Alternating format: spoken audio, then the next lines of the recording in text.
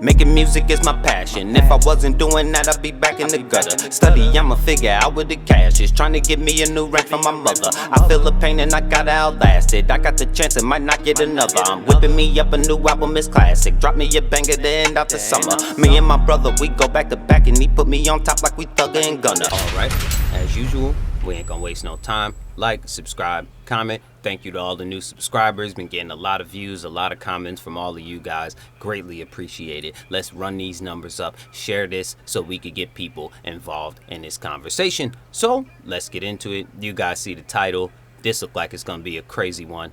Let's go. A lot of people get mad at me when I say that rap is quite possibly one of the worst things that ever happened to the black community. That's a fact. And then it's funny because you can't really argue that. Like that's a fact. I see you, right? And you are in a lot of people's minds a breath of fresh air because you finally are one of the people that's willing to stand up and tell the truth, right? But we celebrate rappers for selling us the things that are worse for us. And they do all of the gun talk and the killing and the influence your kids and things like that, so on and so forth.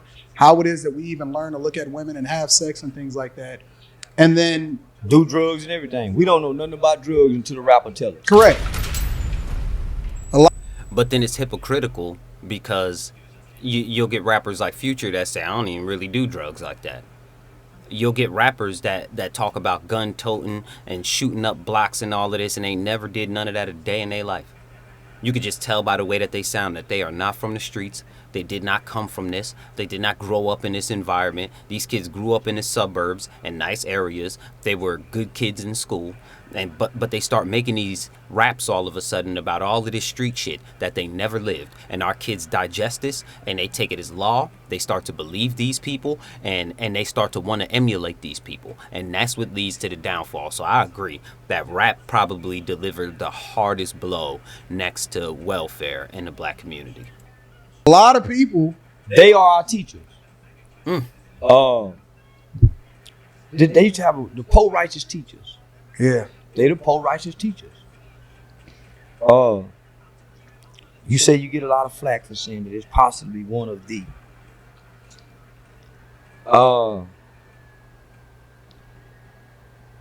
Rap music and crack running. Rap music, gang banging, and crack. First, second, third place in the nigga Olympics for destruction. If there's a nigga Olympics for destruction, Nah, see, I gotta throw welfare in there. I have to, because it removed a lot of fathers, but the crack era also removed a lot of fathers. Emulating the music removed a lot of fathers, because a lot of the shooters wind up being the guys with the most kids. It's the guy with 7 kids by freaking 6 women that wind up dead because he's been out here shooting blocks up like that. That's usually just how it works, and now these kids are just out here fatherless. So he's absolutely right. I would just add one more thing to the list. Crack and rap music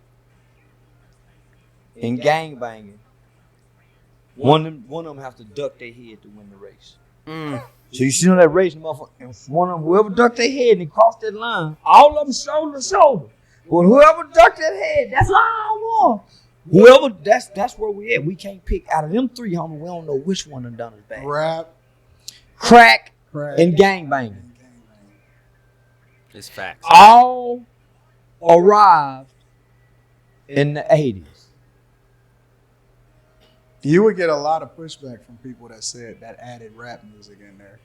Man, listen, those 3 components is worse than slavery, Jim Crow, and mass incarceration. So if you had rap, crack, and gangbanging over here, you got slavery, Jim Crow, and mass incarceration over here, and they had a 3-on-3 basketball game. Crack, rap, and gangbanging might win by 2. Might win? Damn, I never thought about it like that. They would win. because they were able to do what slavery and Jim Crow and the rest of that couldn't do, and that was destroy the family structure. We were still getting married. We were still building wealth. We still held all of the skills during the Renaissance eras, during the steel eras, during all of these great times where America was really being built. Black people were doing just fine. And then here comes the introduction of the three things that he named. And sure enough, it degraded the community to no other. I don't remember my grandparents telling me anything about a whole lot of violence when they were growing up. Like, they don't have stories of shootouts. They don't have stories of things going crazy. They have stories of little fights, little bar fights, little knuckle ups between men. But we weren't half as violent as we were today. We were way more family oriented. We were way more in tune with each other. And when those three things he named came along, it destroyed all of that very quickly. That's the scary part, is how quickly it took effect. Yeah, it might win by 2. Why do we celebrate rappers then? Like, because it's funny, because even in no snitching culture, right? I've always believed that no snitching had nothing to do with citizens, with people that didn't do it. No, it didn't. My understanding, It didn't. Not that it didn't. It doesn't. It doesn't. If you are not in a gang, if you are not out here in these streets, if you ain't hustling, if you ain't kicking people's doors in, that no snitching shit does not apply to you. And that's what I mean about this new era of children that's growing up that have no men around them to explain these things to them. Now everything is snitching. Now, if you in the car with your mans, you have no idea he got the blick on him. He throw the blick underneath the seat, so everybody in the car got to go to jail. If one of the dudes inside of the car is a college student, he's just hanging out with this guy, he has no idea he got the blick on him. If he tells on the guy whose gun it was, now all of a sudden he's snitching. How? He's not involved in any street business. And why are you willing to ruin his record because you don't want to be a man and accept responsibility for the shit that you did? The shit that you did. Like, I grew up in the era where 3 of us got arrested, 1 of us went to jail. 3 of us get arrested, we decide which one of us is going to take this, the other 2 go free, and I'll see you guys in a couple of years. That's what we grew up on. Accept responsibility for what you did.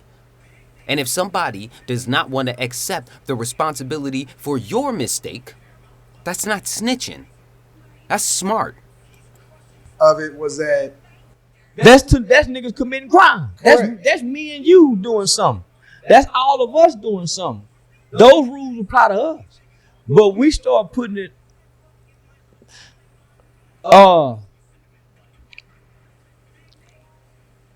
don't know what made them niggas start bringing the street rules to the household.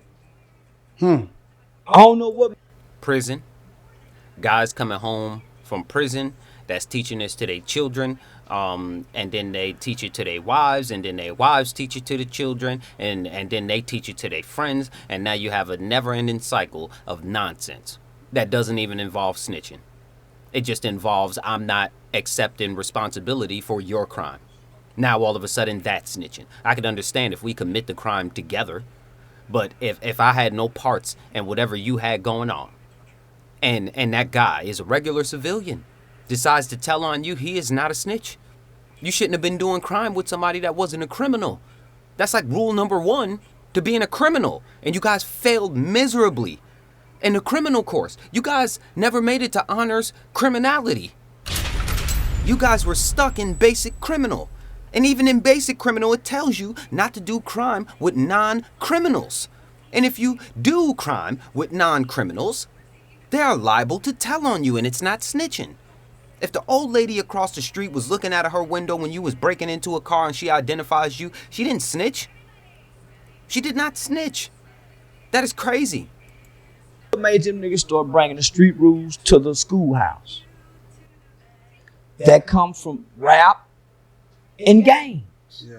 Because boys started getting in gangs. And crack. Because now they start giving kids drugs to sell crack. The no snitching didn't come from slavery, mass incarceration, and Jim Crow. It come out of this other shit. These three over here. They scored with the no snitching. Yeah. Facts. So now, a snitch is worse than a woman beater, a man that beats his wife. But we don't even know what the definition of a snitch is anymore. They ain't defined it. But a snitch is worse than a rapist. Yeah, that's true. I had a motherfucker tell me That is- I was standing next to R. Kelly. Hold the fuck up. Story time. Stop the show. I was in prison. Landed in a spot. We get there.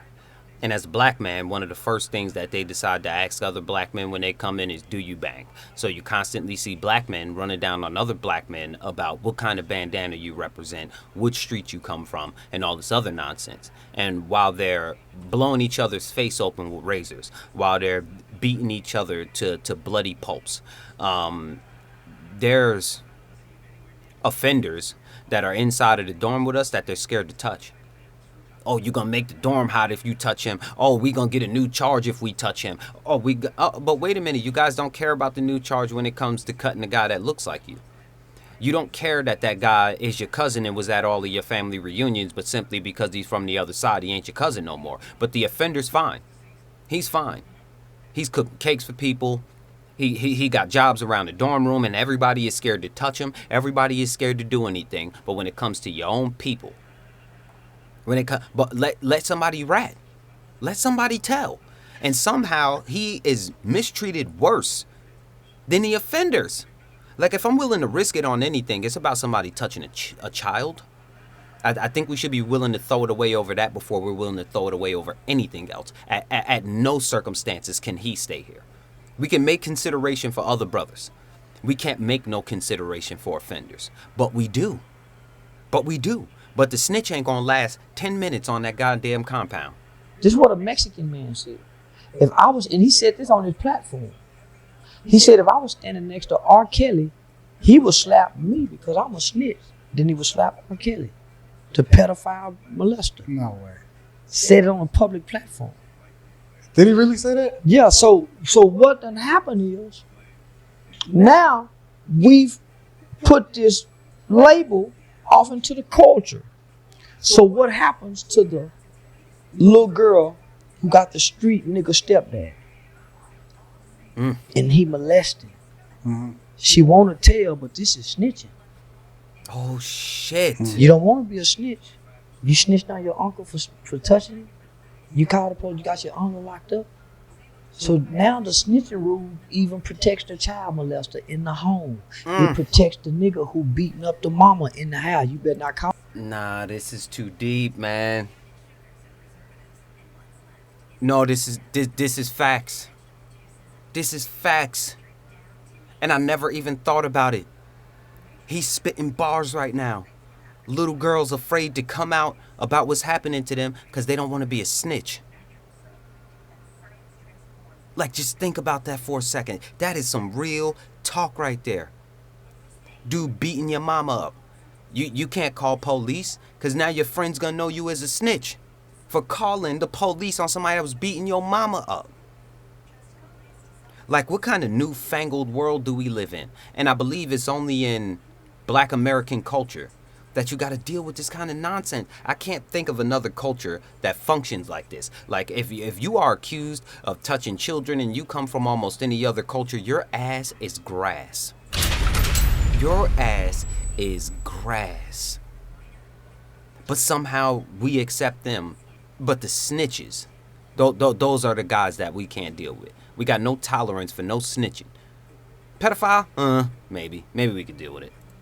Call the police because y'all live in the projects. You live in the hood. The police come to your house. Me and that motherfucker called the police on me, got me locked up. So now the snitching is in the household now. So now babies. the real abusers in the community get to have free reign over our communities now. The no snitching makes nigga, you breaking muddy in them houses, nigga, you can't say nothing.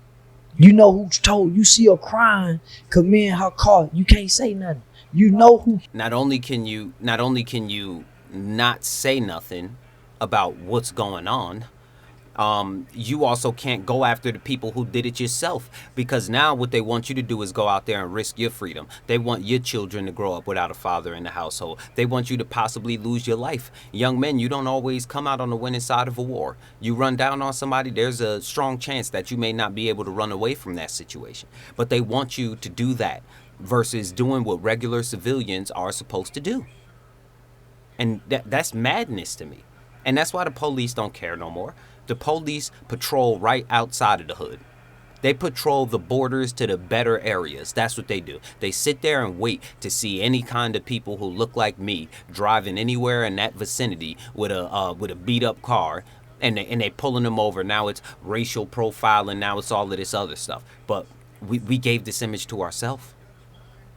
We gave this image to ourselves, and they will sit back and just watch us self-destruct. They don't care. The police think it's madness that they know for a fact that we know who touched somebody. We know. And no one will say nothing. That's crazy. Killed her baby. She out there pleading, putting up signs. You know who done ran off with her daughter. You know where her daughter is. You know them niggas over there fucking her daughter. Got her high in the motherfucker. But her mama trap. looking for her, but she can't say nothing. Because that's snitching. So the gangs get the gang rape. She just want to have sex with one of them. I want to be down with this gang. I want to have sex. I got to sleep with how many of y'all? Well, I do 2 of y'all. She end up have to do all of them.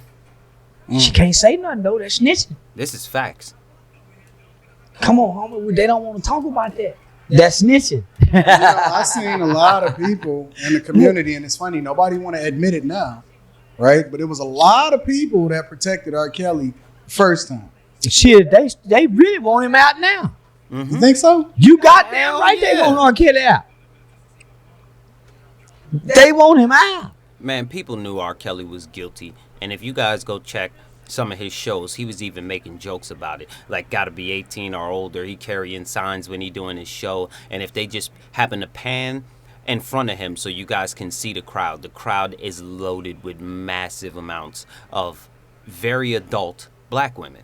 And they seem to not care what this guy was doing.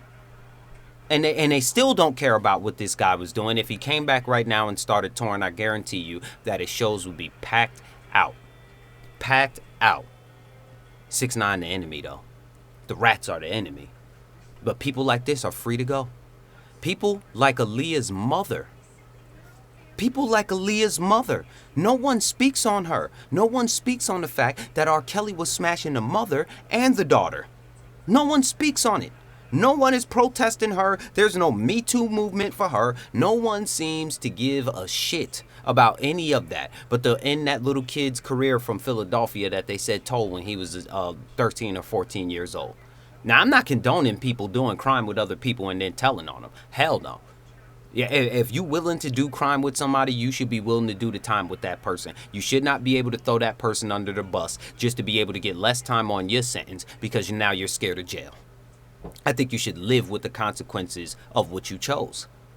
But we have to define what is snitching and what's not. We have to define what's a op and what's not. Because while you're busy chasing that brother around the community, there's somebody around the community that's touching children.